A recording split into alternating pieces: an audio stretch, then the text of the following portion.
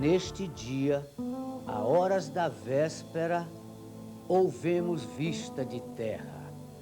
Primeiramente de um grande monte, muito alto e redondo, e de outras serras mais baixas ao sul dele, e de terra chã com grandes arvoredos.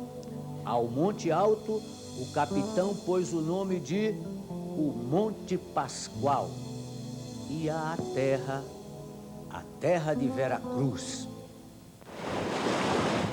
É assim que o monte aparece para quem navega. Depois de 44 dias de viagem, o Monte Pascoal foi o primeiro pedaço de terra avistado pela Esquadra de Cabral. Era a maior expedição já feita por Portugal. Tinha 1.500 tripulantes, numa época em que toda a população de Lisboa era de 60 mil pessoas. Encontrar o novo continente era uma das missões. Outros portugueses, espanhóis e até fenícios podem ter chegado antes de Cabral. Mas a história do Brasil começa com o primeiro sinal de terra à vista descrito por Pero Vaz de Caminha. Quando os portugueses chegaram aqui, existiam 5 milhões de índios. Hoje, restam 300 mil. 500 anos depois de Cabral, uma tribo luta pela posse, justamente, do Monte Pascoal, um dos símbolos do descobrimento. Hoje essa mata só tem essa mata aí porque existe índio aí, porque se não existisse índio aí, não existia mais essa mata.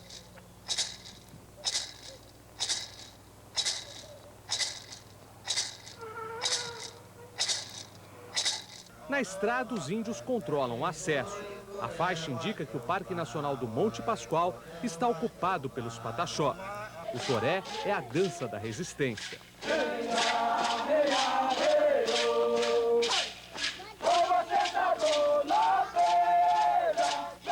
As mesmas águas que você vê correndo nessa pedra aí, é o mesmo sangue que corre na gente. Então, estamos aqui para isso, para preservar. Agora eu vou trabalhar na hora de Deus, amém.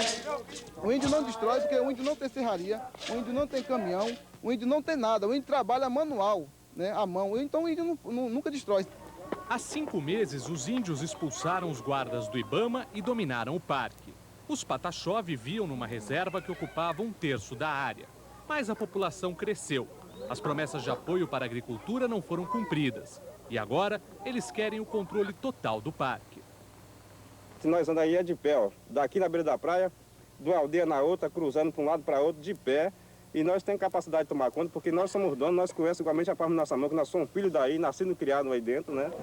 A ocupação desordenada preocupa alguns ecologistas. O Monte Pascoal é uma das últimas reservas de Mata Atlântica do litoral brasileiro. Restam apenas 7% de toda a vegetação original no país. A maior ameaça é o corte da madeira. No parque existe um tesouro desconhecido de espécies animais e vegetais que nunca foram pesquisadas. No parque são encontradas inúmeras espécies, animais e vegetais, as chamadas espécies endêmicas, quer dizer, você só encontra nessa região, não encontra em nenhuma outra parte do país, em nenhuma outra parte do planeta. Várias espécies que a gente pode nem considerar importantes, por não terem sido estudadas, né? A gente pode estar afirmando que certamente seriam a cura de diversas doenças importantes. Para conhecer melhor o que o parque esconde, fizemos uma expedição até o alto dos 536 metros do Monte Pascoal. Nosso guia é Mori, um dos índios Pataxó. A natureza é nossos irmãos.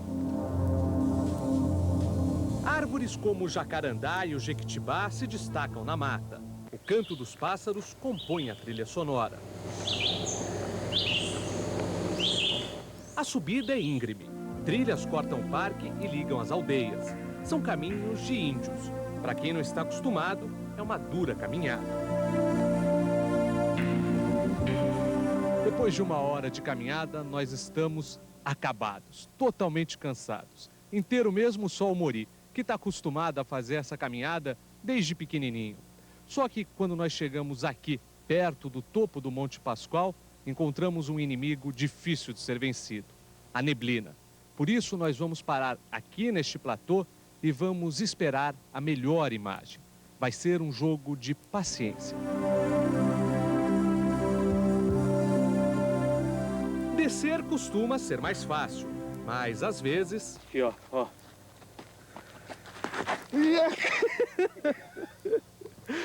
Conseguiu o que você queria. A trilha da mata não assusta o índio, mas no conflito com o Ibama, a caminhada é bem mais complicada. O governo já conseguiu na justiça uma liminar para retomar o parque, mas o Ibama quer um acordo sem ter que recorrer à polícia, principalmente tão perto da festa dos 500 anos. A gente quer os índios participando do ecoturismo, participando inclusive como agentes principais de brigadas anti-incêndio, e isso é o entendimento que a gente está buscando também com a própria FUNAI. Nós não temos acordo aqui. O nosso acordo aqui é essa reserva toda para a gente. Nós estamos prontos para a luta, estamos prontos para a guerra.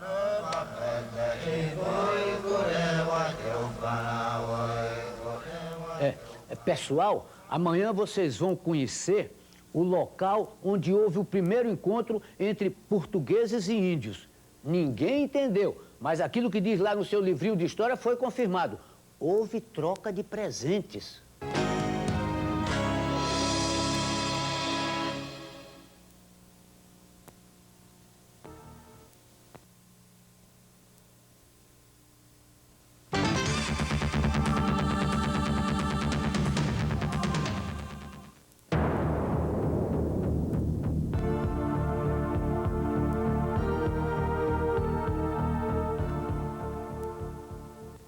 E o capitão Mor mandou em terra, no batel, a Nicolau Coelho para ver aquele rio.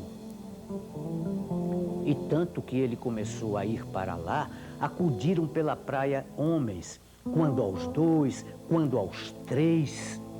De maneira que, ao chegar o batel à boca do rio, já ali havia 18 ou 20 homens. Eram pardos, todos nus, sem coisa alguma que lhes cobrisse suas vergonhas. Foz do Rio Caí, município do Prado, sul da Bahia. Aqui uma cruz marca o local onde, segundo alguns historiadores, aconteceu o primeiro contato entre portugueses e índios. O barulho das ondas impediu a conversa e o desembarque, mas os índios abaixaram as flechas e trocaram presentes. Um cocar e um colar por um gorro vermelho, um sombreiro e uma carapuça de linho. Hoje, na beira do rio, o único bar da praia homenageia um português que nunca desceu no Caí.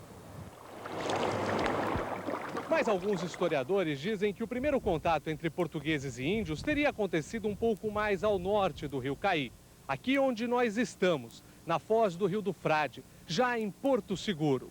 Mas, polêmica histórica à parte, a verdade é que é justamente entre o Rio Caí e o Rio do Frade que está o trecho da Costa do Descobrimento que menos sofreu modificações nestes 500 anos, o que mais se parece com a terra avistada por Cabral. As praias desertas e selvagens dão a impressão de que o tempo aqui passou bem mais devagar. O cenário é deslumbrante. É lindo, é o Espelho das Maravilhas, não é assim que chamam? É neste trecho da Costa do Descobrimento que fica Caraíva, uma ponta de areia cercada pelo mar, pelo rio e pelo Parque Nacional.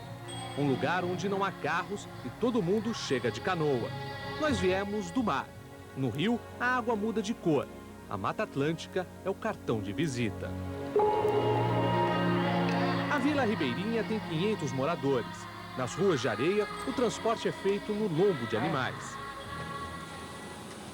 Até a década de 40, a exploração de madeira era a principal atividade econômica em Caraíva. Funcionava aqui uma serraria que empregava muitas pessoas que moravam na vila. Mas em 1948, a caldeira da serraria explodiu e ela fechou. Estourou e pronto, acabou a serraria, acabou o estaleiro, acabou tudo. E aí o que aconteceu com as pessoas que trabalhavam, né? Um morreu, o foguista morreu.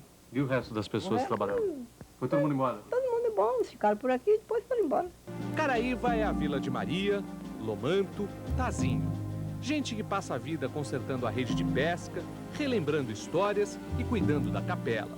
Sou filha de Caraíva, eu gosto de Caraíva. Paixão parecida com a de seu Lomanto.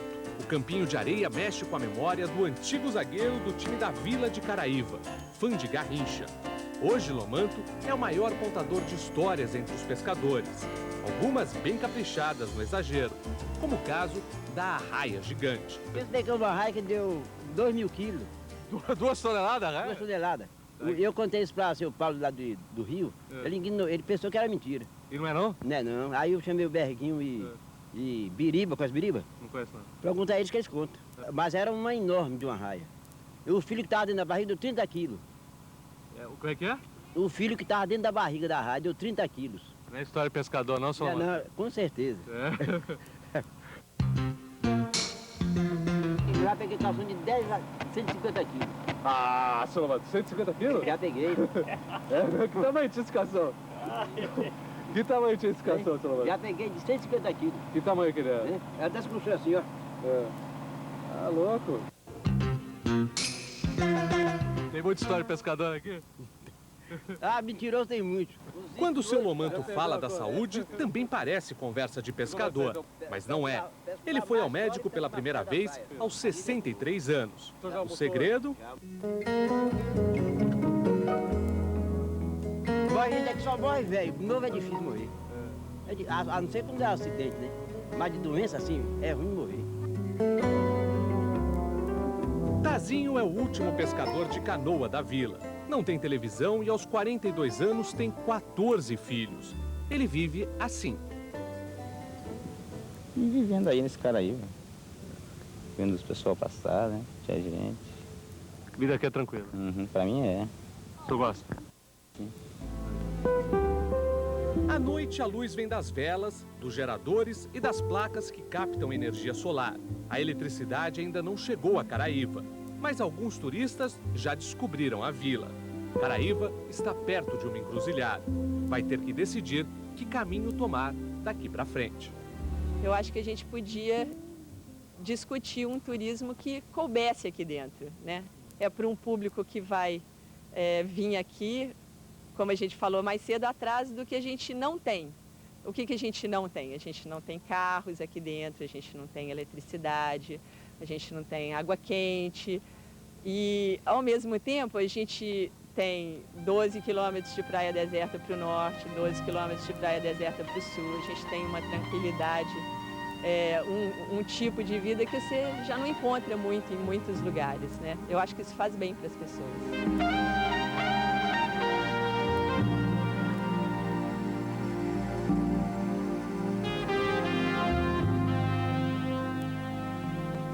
Pessoal, amanhã a esquadra de Cabral segue viagem. Os marinheiros descobrem as lindas falésias. Uma viagem a Troncoso, paraíso de pescadores que acabou encantando cabeludos, hippies e estrangeiros. Amanhã.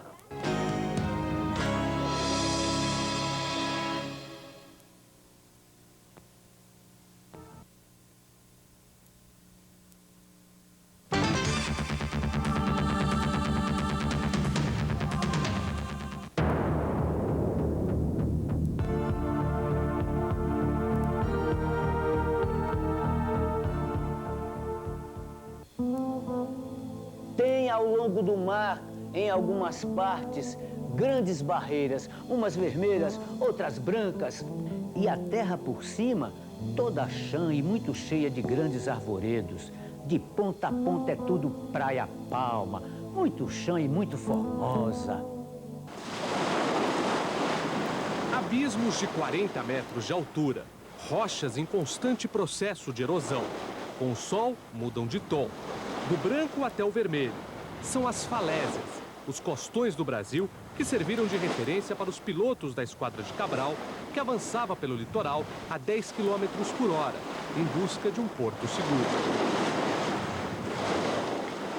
As falésias ainda dominam o cenário. Perto delas nasceu a vila de Trancoso, no sul da Bahia, fundada pelos jesuítas para catequizar os índios. Da velha aldeia, sobrou a igreja de São João Batista. Destruída pelos índios, Trancoso ficou esquecida durante séculos. Foi redescoberta nos anos 70, por outra tribo em extinção. Tudo ajudava: a distância da civilização, a vida primitiva dos pescadores e, claro, a beleza do lugar. vive assim da natureza, né? Da paz, do amor mesmo. A gente ama tudo, as pessoas, a natureza, os animais, o que a gente faz, né? O carioca Rodrigo rodou o mundo numa época de muitas experiências. Do amor livre, das drogas psicodélicas.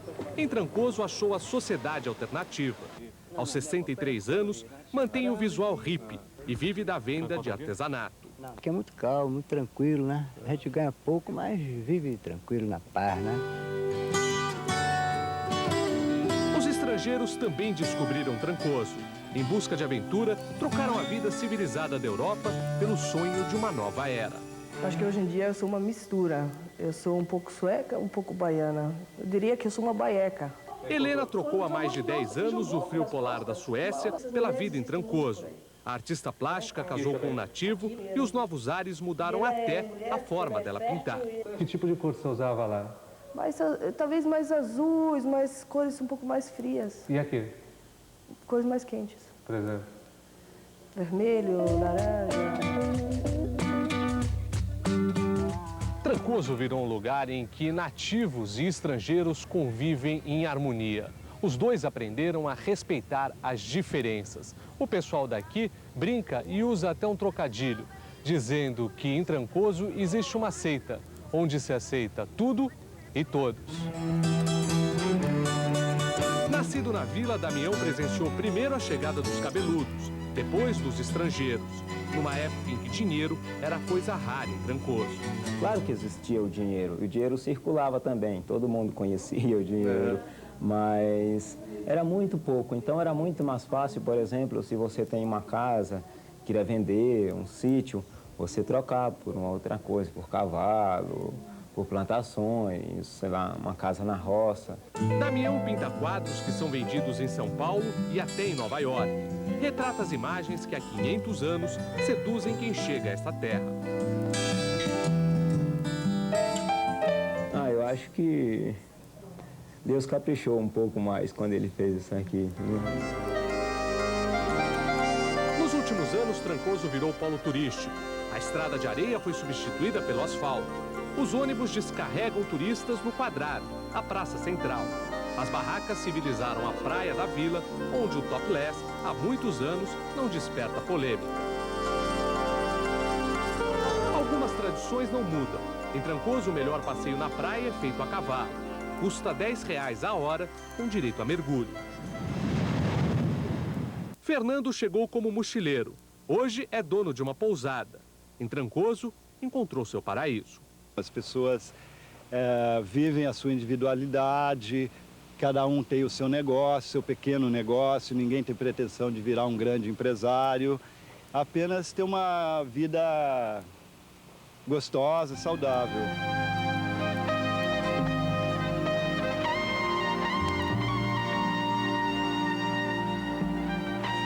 Segura que lá vem história, pessoal. Amanhã, a esquadra de Cabral chega à Coroa Vermelha. O Frei reza a missa, o capitão toma posse das terras em nome de Portugal e os índios assistem.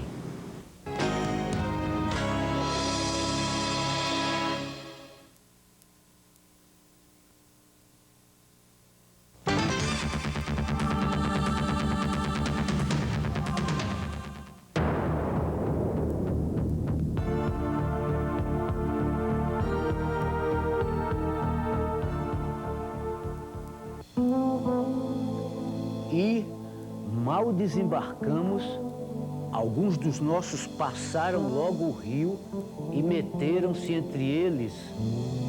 Alguns aguardavam, outros afastavam-se.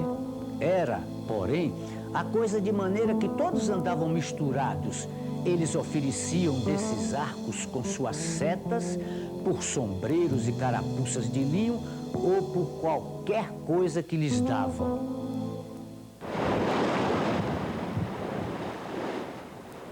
A carta de Pero Vaz de Caminha conta que só no final da tarde do dia 24 de abril, os portugueses encontraram um bom lugar para ancorar.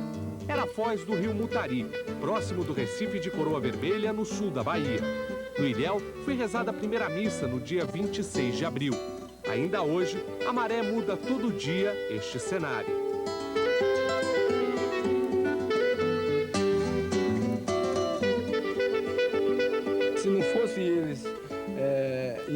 invadir a terra da gente, a gente não estaria hoje na situação que nós vivemos, né? Preso como se fosse qualquer outro objeto, assim, ou como fosse qualquer um animal dentro de uma pequena área. Carajá é cacique Pataxó. Faz 30 anos que a tribo chegou em Coroa Vermelha. Os tupis que receberam os portugueses desapareceram depois de sucessivos massacres. As crianças Pataxó vendem artesanato para os turistas. É praticamente a única forma de sobrevivência de uma tribo que esqueceu o idioma e muitas tradições depois do contato com o branco. Os índios vivem em barracos. Os filhos do cacique são fãs de Bruce Lee e Sylvester Stallone. Nem os festejos dos 500 anos do Brasil animam Carajá. Com amargura, ele prevê o que vai sobrar para os índios quando a festa acabar. A gente tem medo que depois da festa os índios vai ser catador de lixo aí, depois dessa festa, né?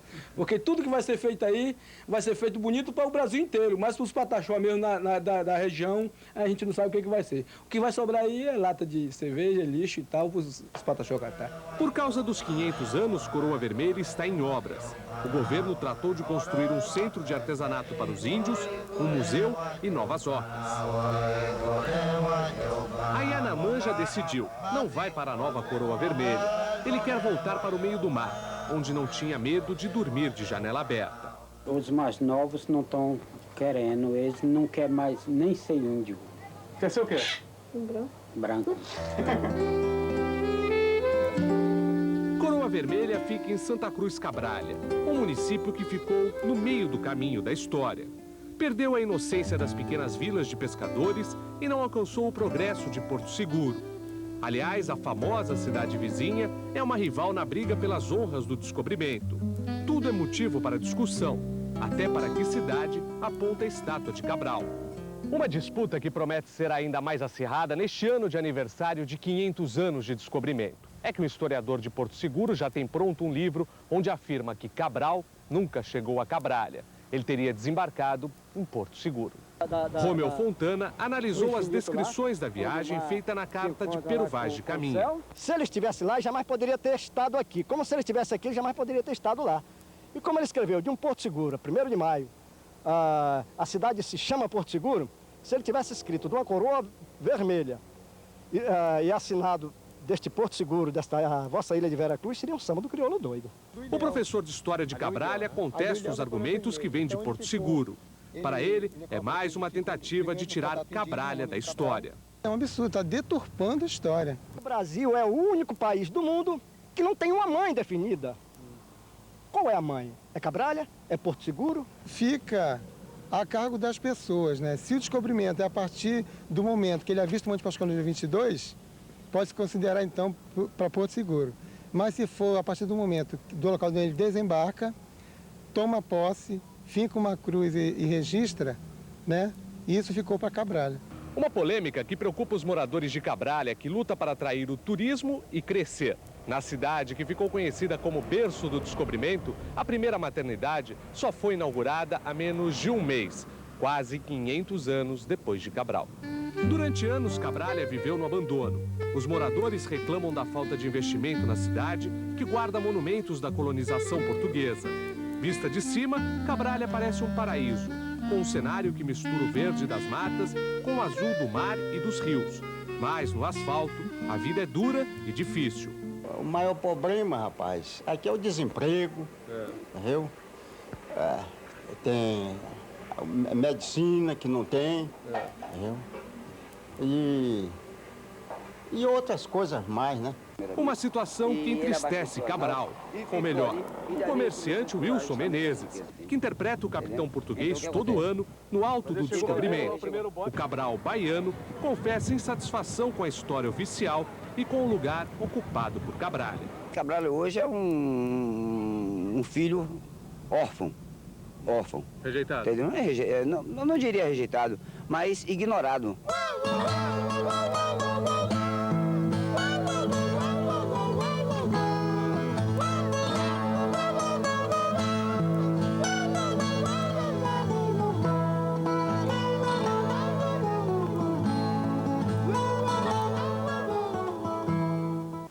Oba! História do Brasil. Amanhã, os portugueses, que não são bobos nem nada, vão descobrir que aqui, plantando tudo dá. Porto Seguro será o marco inicial da colonização portuguesa no Brasil. O mesmo Porto Seguro que agora é o terceiro polo turístico do país. E sabe quem anda lá gastando dinheiro? Agora, além dos outros gringos do mundo todo, nossos irmãos argentinos. Vamos, argentinos, gastar dólar em Porto Seguro.